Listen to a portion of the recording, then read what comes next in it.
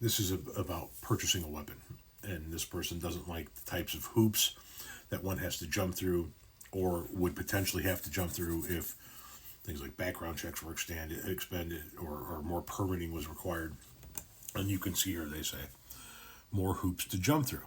Go to police department for permit to purchase, go back to retailer, back to PD, back to retailer, then complete purchase. That would be over 50. I don't know why you'd have to go back.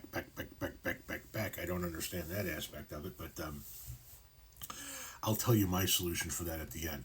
I want to ask you a question. Where do you stand on voter ID?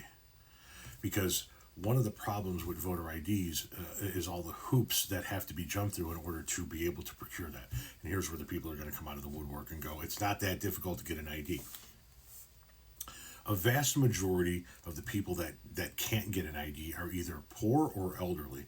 And some of the reasons why they can't get an ID are financial reasons, they're distance reasons, they're logistical reasons.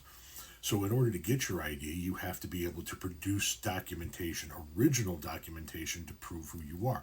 And if you don't have a birth certificate, you have to go to the county where you were born, get a birth certificate with that little raised seal on it so that you can prove who you are. There are other documentations that go along with it that you need to get. And then you need to be able to go to a different building, because maybe you were born in a county that you're not currently in order to fill out the applications and do all of the paperwork needed in order to get the ID, to present all of that stuff to get the ID, and then you wait for your ID, or in some instances you can get your ID right there on the spot. But there's a lot of driving around and filly fucking around and permitting and paperwork and things of that nature in order to get a driver's ID. And now that you're talking about it in the realm of a gun purchase, you can see what people that have to go through getting an ID have to do, right?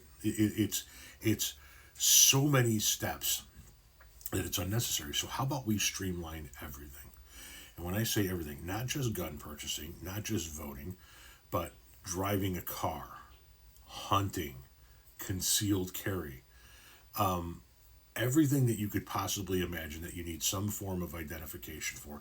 Let's streamline the entire thing and let's make that our ID, your thumbprint.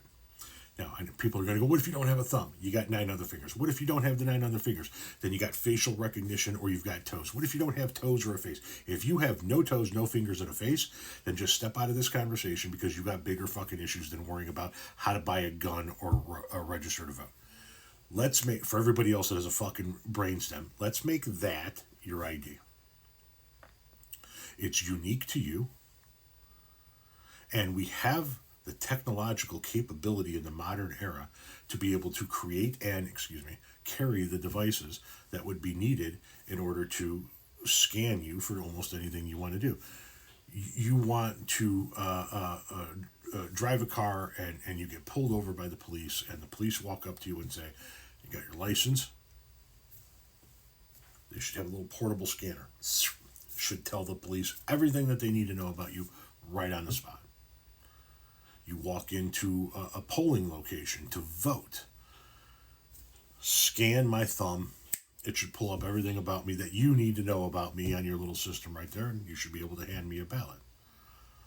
The next one is where I get somewhat torn, right? You walk into a gun store to buy a gun. I should be able to scan my thumb and have all of my background check information come up instantaneously for the gun owner. Now, in the past, I have advocated that that could be a way to be able to walk into a gun store, verify your identification, verify that you've passed a background check, or that you have your background has been cleared, and you should be able to walk out with a gun that day. I'm also in favor of some cooling off periods. I'm also in favor of a waiting period where it allows people to cool off. So I'm a little bit torn on the practical uses of that one and that application if we want a background or a waiting period to exist. But let's make that the ID for everything. I walk into a liquor store and I want to buy alcohol, and they want to card me, scan me. You don't have to implant anything in you. There's no chip, and you were just reading your own unique biological makeup in order to determine that you are who you say you are, and that you can participate in the events that you want. You want to buy an airline ticket? Scan me. Pack of smokes? Scan me. Dispensary? Scan me.